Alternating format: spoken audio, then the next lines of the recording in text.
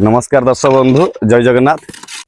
देख यही जो जो कम प्रथ देखी कम कौन हो कम आरंभ होता ये कमटा जो आरंभ होता से किसी लोक आमको साइड कहते डाकिलु आम जो कम को डाकिलु आस कम कर रोडटा कम कर तोठटा कम कर गोटे तोठ से जो गाधा भी तोठटा कम कर किसी लोक आमको कहते कौन जे जार किसी वृत्ति नहीं से कम कर आम तोठटा करूँ गाधागाधि करने तापरे परवर्ती अवस्था कौन होती ना आमर जो माने गाँव महिला माने यही तोठटारे गाधुआगाधि करने से कहले कह जो आम पुरुष मान बंद कराला महिला मान छड़ाला जेहेतु मु देखे दूँ सेपट देख सेपट कैमेरा देख से पटे जो अच्छी गरगड़िया तोठ बोली गोटे था देखुन धान चाष हो रोड बर्तमान बाड़ बुझिकी से रास्ता यहीपटे बुले दियो यहीपटे गोटे आंबमूल तोठ जोड़ा महिला डिपेंड करते गाधौले से तोठ भी सेपटे रास्ता भी बंद होगा से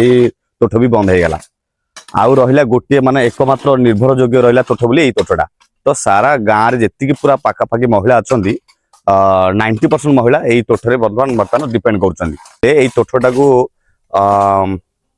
माने लखन साई जो आम गाँव में अच्छा समीर सेवी बर्तमान दृढ़ प्रयास रे तोठटी सफल है किंतु बहुत लोग राजनीति है बोली कहले आपण मैंने कमेंट करूँ यही जो तोठटा माने सबू तोठ सबू जगह पूरा माने महिला बंद है पर यही जो तोठटा कराला ये जो 90% महिला जो डिपेंड कले सुविधाटा पाइले ये राजनीति है ना ठीक है आमे भाई जदि गोटे जिन को आम समर्थन करिया ठीक कथा नाई आम जदि शत्रुता हित देखा नेगेटिव चिंताधारा नहीं जावा आमको लगे आम राजनीति किंतु बहुत बढ़िया जिन जोटा कि प्रत्येक आम 90% महिला ये तोठरे निर्भर कर सबुठ कथा भल कथा है जो तोठटा है टाइम रे जो महिला माने भी आमको विरोध करते जोड़ा पिला पिलिक स्वामी मान छाड़ू नथिले से तो प्रायतः आसिक बहुत भितर डिपेंड कले से गाधुआ बधा कले सब कले किंतु लोक कही जार वृत्ति नहीं से कर वृत्ति में आहरी कथा आम गाधुआ तो गाधुआगाधि तो करूनी कि आम माँ भौणी ददा खुड़ी माने गाँव में जो महिला मैंने आसिक गाधुआगाधि कर देख ये विजय रमेश भाईना रवि ददा तापर से दुखी खुड़ी आमर अच्छा भाउज अच्छा आसिक दी साइड देखो जो पूरा घास पूरा माली गला फेवर पड़ी माने रोड पड़ी फेवर बड़ पड़ी रोड टी पूरा दी साइड घास मारी गला कौन सी किए सफा कर ना ही नौना किंतु मु विजय कहबी आर माने संपूर्ण कह विजय कहल टे कौन अवस्था होता है समस्ते तो जीवा आसा कर गाधुआ पधिया कर प्राय गाँव अधा लोक भी जाऊँ माइकी मैंने महिला माने महिला पुरुष मत के गाधौं कई रास्ता सफा कर जाना रास्ता वर्षा दिन का घास सफा उठी जाऊँगी वर्षा जो पानी फाणी सब आसिले रही जदि फरी कागज रही पूरा महिला जमिकी घास उठी जाऊँगी आम बहुत चेष्टा कलुनु सफा करने कि महिला झील मैंने मौणी मैंने आम सब गाधुआ बधा कर पुरुष मैंने आसिक ये करूँ आम को दिन बंद करके सफा कर विचार करूँ किंतु आमको समर्थन कले खाली होना पूरा पाखापाखि 24 घंटा ये किए ना कहीं थे महिला थे हाँ टोटाली हाँ जाइबन किंतु आमर एपटू वीडियो आसी देखे दे एपटू आस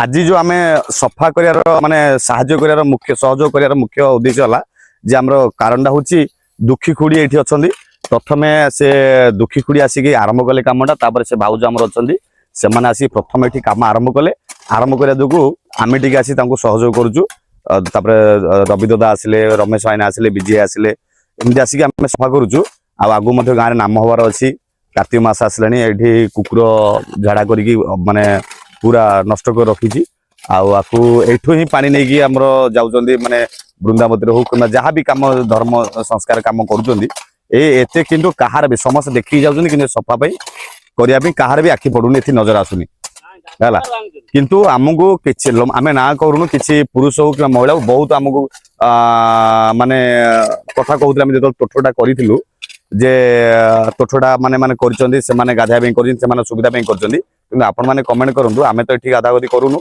ए तोठटा आम जो महिला मान कलु सुविधा कलु जो दुईटा गाँ तोठला बंद है आउ कौटे ऑप्शन नाला गाधा महिला जो सुविधाटा कराला ସେଇଟା କେତେ ଦୂର ଠିକ ଆଉ କେତେ ଦୂର ଭୁଲ ଆପଣ ମାନେ କମେଣ୍ଟ କରନ୍ତୁ। ଏଇଟା ରାଜନୀତି ହଉଛି ନା ଭଲ କାମ ହେଇଛି ଆପଣ ମାନେ କମେଣ୍ଟ କରି ଜଣେଇବେ।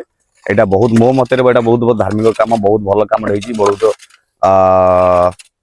କାମ ଦେଖନ୍ତୁ ଆଖି ଆଗରେ ଆପଣ ଦେଖିପାରୁଥିବେ କାମ କୋଉ ଭଳିଆ ହଉଛି ଆଉ କାମ କେମିତି କରୁଛନ୍ତି ଆଉ କୋଉ ଲୋକମାନେ ଆସିକି କାମ କରନ୍ତି ହେଲା। ଆଉ ଯୋଉ ଲୋକମାନେ ଖାଲି କହିବେ ହାୱା ଛାଡିବେ ସେମାନଙ୍କର ଦେଖା ଦର୍ଶନ ମିଳିବନି ହେଲା। ଆଉ ଯୋଉ ଆମେ ଦେଖିଲୁ ଆମକୁ ପ୍ରାୟ ଯୋଉମାନେ କହିଥିଲେ ଯେ ଆମେ ତୋଠଟା ତିଆରି କଲୁ ରୋଡ ତିଆରି କଲୁ ଆମେ ଯାଉ ସହଯୋଗ ପାଇଁ ଡାକିଥିଲୁ ସାହାଯ୍ୟ କରିବା ପାଇଁ, ସେମାନେ ଆମକୁ କହିଥିଲେ ଯେ ଯାହାର ବୃତ୍ତି ନାହିଁ ସେଠି ଯାଇ ସେ ସବୁ କାମ କରିବେ। କିନ୍ତୁ ଆମେ ବର୍ତ୍ତମାନ ତୋଠ ହେଲା ପରେ ବି ଯାଇ ତୋଠ ହେଲା ପରେ ସେଇ ଲୋକ ଗୁଡାକ ଆସି ବେଶୀ ସେଇ ଲୋକ ଯାକ ଆସିକିରି ରାସ୍ତାରେ ବି ଚାରିଟା ରାତିରେ ହଗି ଦଉଛନ୍ତି। ଚାରିଟାରେ ହଗି ଦଉଛନ୍ତି, ଚାରିଟା ରାତିରେ ହଗି ଦଉଛନ୍ତି, ଗାଧୋଇ ପାଧୋଇ ହେଇକି ଯାଉଛନ୍ତି, ଗାଧେଇ ପଡି ପଳଉଛନ୍ତି। ଆମେ ଦେଖିଛୁ ଲୋକଟାକୁ ଆମେ ଡାକିଥିଲୁ କାମ ପାଇଁ, ସେ ଲୋକ ଆମେ ଯାଇଥିଲୁ ରାତି ପାଇଲା ପରେ ଆମେ କାମ ଚାଲିଥିଲା।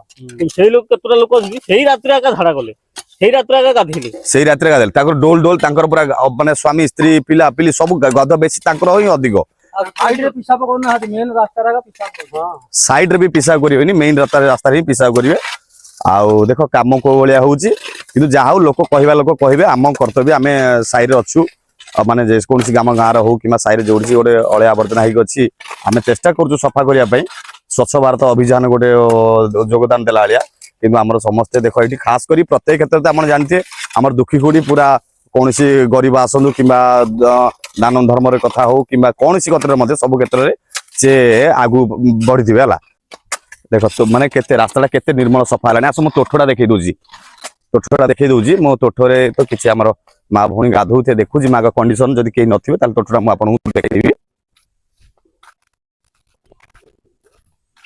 ଏଇ ତୋଠରେ ଆମର ପୁରା ଗାଁର ପୁରା 90% ଲୋକ ଡିପେଣ୍ଡ କରୁଛନ୍ତି। ଟିକେ ରହିଯା, ତମେ ଗାଧୁଆ ସରିଲାଣି? ହଉ ଗାଧେଇ ପଳ ନହେଲେ ତ କରିବା ଆଉ। ହଉ ମୁଁ ତୋଠଟା ଦେଖେଇବି। ଆମର ଛୋଟ ଛୋଟ ଭଉଣୀ ମାନେ ଗାଧଉଛନ୍ତି, ସେମାନେ ପଳାନ୍ତୁ, ପଳେଇଲା ପରେ ମୁଁ ତୋଠଟା ଦେଖେଇବି ହେଲା। ଆଉ ସେ ତୋଠରେ ପାଖାପାଖି ଆମ ଗାଁର 90% ମହିଳା ଡିପେଣ୍ଡ କରୁଛନ୍ତି। ତଥାପି ଏଇ ତୋଠଟାକୁ ମାନେ ଗାଁରେ ଆମର କିଛି ଲୋକ ରହିଛନ୍ତି ଯୋଉଡାକ ମାନେ ଦଲାର ଚାମଚା ମାନେ ଲୋକ ଗୁଡାକ ଯୋଉମାନେ ସବୁବେଳେ ଲୋକଙ୍କର ଭଲ ଦେଖିପାରନ୍ତିନି, ସେମାନେ ପ୍ରାୟ ଟିକେ କହିବାକୁ ଲାଗିଲେ ଯେ ରାଜନୀତି ହେଲା, ତୋଠଟା ସେଇ ଜାଗାରେ ହେଲା, ସେଇ ସାହିରେ ହେଲା। ଭାଇ ଏଇଟା ସାହି କଣ ମାନେ ଆଉ ଅପସନ ନାହିଁ।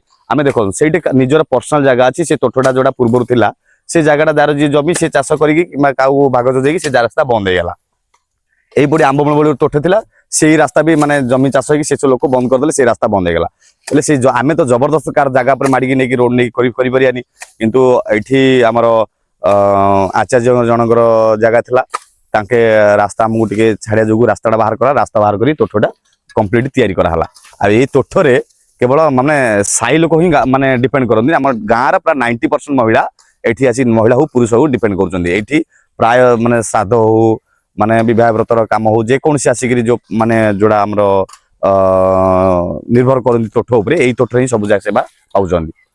ଆଉ ଏଇଠି ଯଦି ଆମେ କହିବା ଯେ ଭାଇ ରାଜନୀତି ହଉଛି ମାନେ ଲୋକ ତ କହିବେ, କିନ୍ତୁ ଆମର ଡ୍ୟୁଟି ହେଲା ଆମେ କର୍ତ୍ତବ୍ୟ କରି ଚାଲିବା। ତାପରେ ଯାହା ହବ ଈଶ୍ୱର କହିବେ, ସମୟ କହିବ।